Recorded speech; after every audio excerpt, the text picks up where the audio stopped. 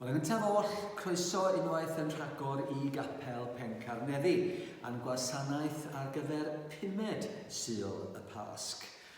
Ac yn ôl ein harfer, fe ddechreuwn ein gwasanaeth trwy droi at ein tardnefol mewn gweddi. Gweddiwn. Dad Haelionus, diolchwn I ti am y dydd, am y Sul arbennig hwn. Dydd I ganmol dy enw mewn addoliad. Dydd I ddiolch I ti am dy ofal tyner a chariadus ohonom ni. Dydd I ymateb o'r newydd I newyddion da dy fab Iesu Grist. A dydd I ollwng gafael dros dro yn ein poen a'n gorchwilion bob dydd.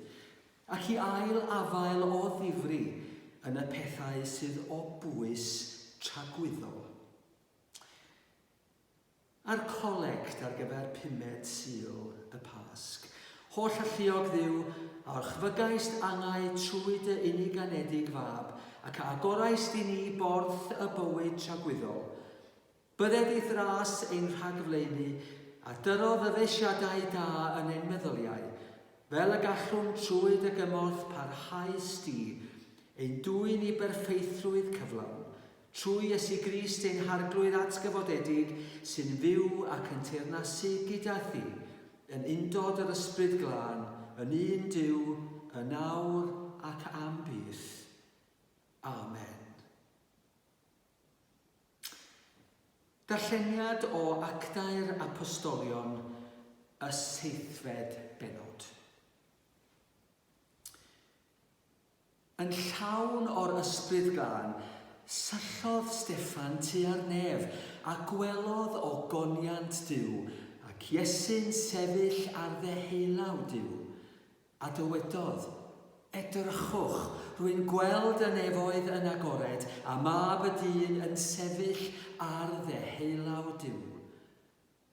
Rhoesant chwythau waedd uchel a chau ei clistiau, a rhithron ynfryd arno, a'i fwrw allan o'r ddinas a mynd ati i'w labuddio.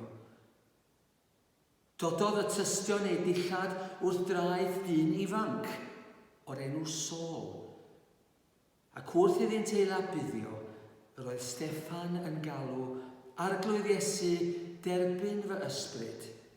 Yna penliniodd a gwaeddodd â llais uchel arglwydd paid a dal y pechod hwn yn ei herbyn, ac wedi dweud hynny, fe hunodd.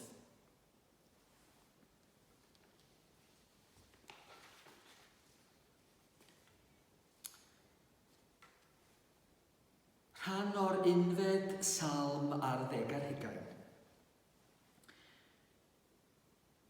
Yno ti arglwydd y cefais loches na fydded cywilydd arnaf byth. Achub fi yn dy gyfiawnder, tro dy glust ataf a brysia i'n gwaredu. Bydd I mi'n graig noddfa, yn amddiffynfa i'n cadw. Yrwyd ti'n graig ac yn amddiffynfa I mi, mwyn dy enw arwain a thywys fi. Tyn fi o'r rhwyd a guddwyd ar fy nghyfer, oherwydd ti yw fy noddfa. Cyflwyna fy ysbryd I thlaw di, gwaredais fi arglwydd y Duw ffyddlon.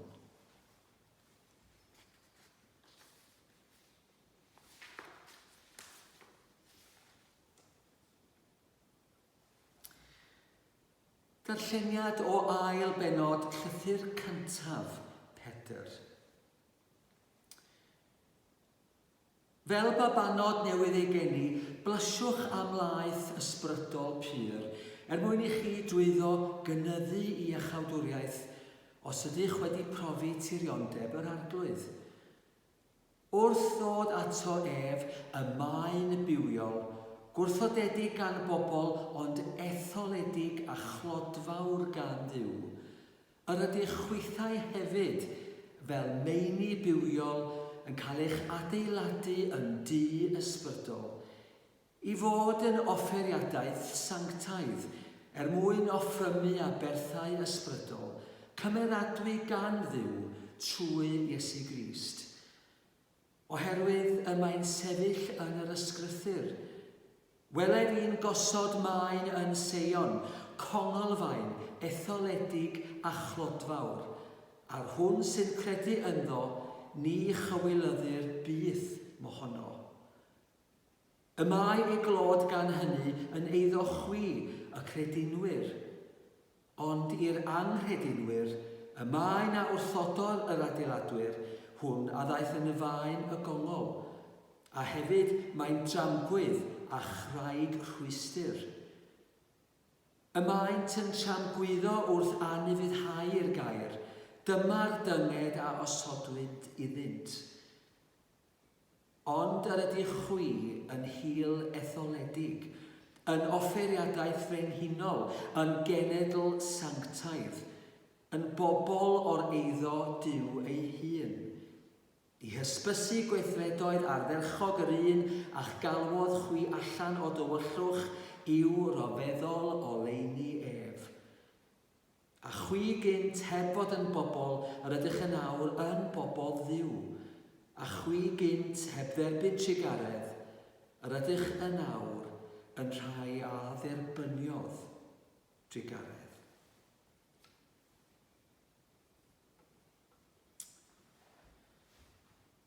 Wel, os gellir adnabod unrhyw fath o thema neu rhwymyn yn rhedeg drwy'r darlleniadau ni y bore yma, wel, meini efallai creigiau neu gerig hyd yn oed ydy'r rhwymyn cyswllt hwnnw yn siŵr o fod. Ac syndod i rai ohonoch chi, nid pawb efallai, ar yr adegau hynny pan fyddai ddim yn gwisgo coler gron ac hefo dipyn bach o amser i mi fy hun, wel, does dim mwy yn rhoi mwy o bleser i mi na dod o hyd i fwlch neu ddau a thrio o leia rhoi maen wrth faen neu godi waliau cerig fydda'n fwy penodol gywir efallai. Waliau sychion yn yr hen ddull gan amla. Waliau, cloddiau a ffyrdd yn amlach na pheidio sydd wedi sefyll am ganrifoedd lawer. Ond, a sydd oherwydd diffyg cynnal a chadw neu erydu naturiol yn mynnu dipyn bach o ymyriad a sylw erbyn hyn. Ond os oes na un peth yn anad dim arall sydd wastad yn fy rhyfeddu wrth edrych ar ôl gwaith a sgiliau seiri maen a waliwrs go iawn.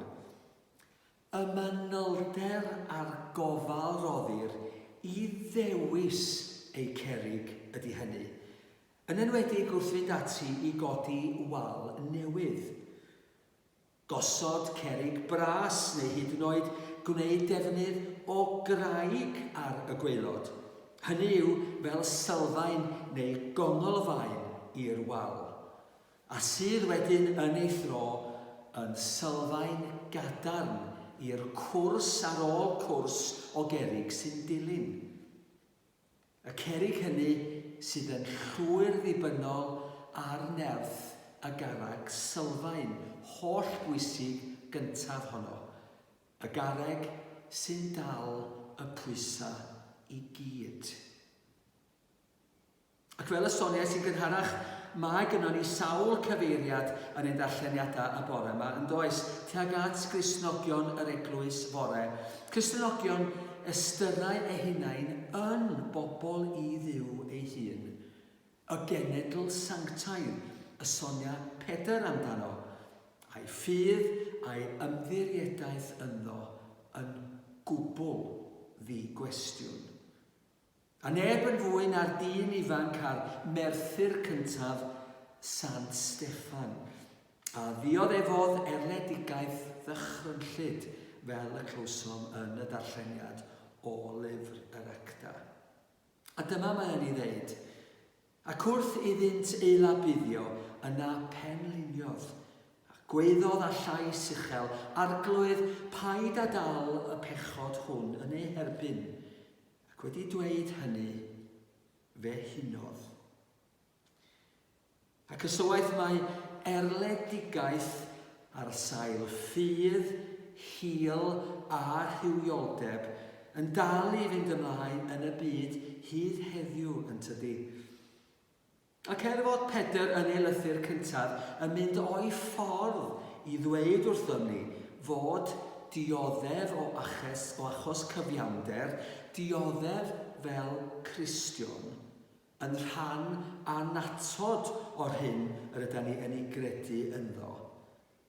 Mae yna elfan eitha anghyfforddus i'r geiriau rwysyd yn does, yn enwedig i ni ddisgyblion yr 11 ganrif ar 20 efallai.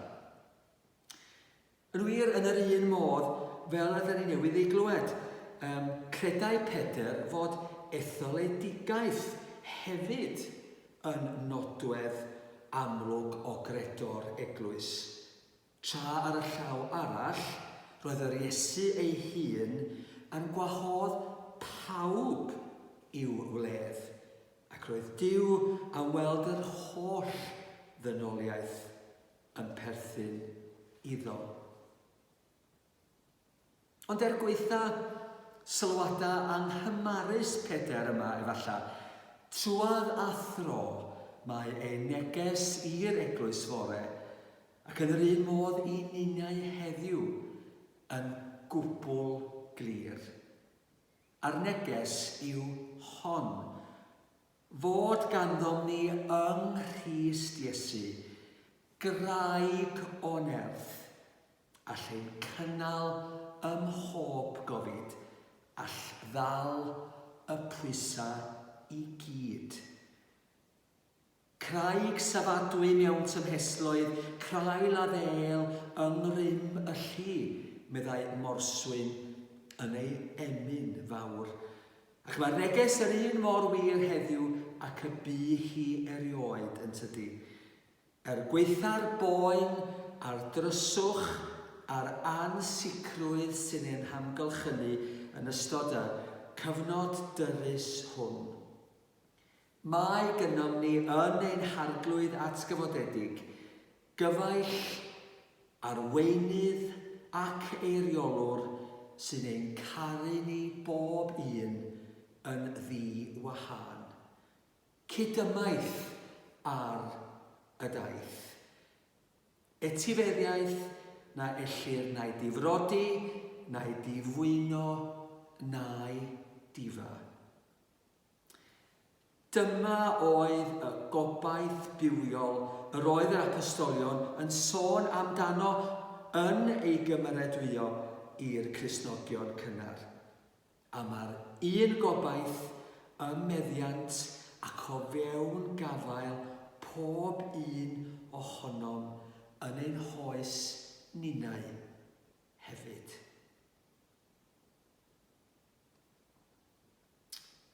Gweddiwn.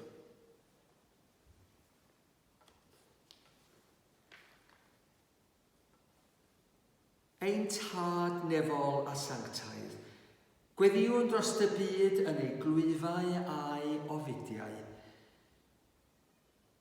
Diolch am ddewrder eraill a roddodd ei bywydau i ddangos y ffordd. Cynorthwya ninnau o dad i fod yn fwy gwrol yn ein ffydd. Helpa ni i ddweld yn gliriach a thgaru'n anwylach, fel y gallwn rannu gobaith gyda'r sawl sy'n anobeithio. A bydded i ras ein harglwydd Iesu Grist a chariad Duw a chymdeithas ei lan ysbryd ef fod gyda ni oll. Byth bythoedd. Amen.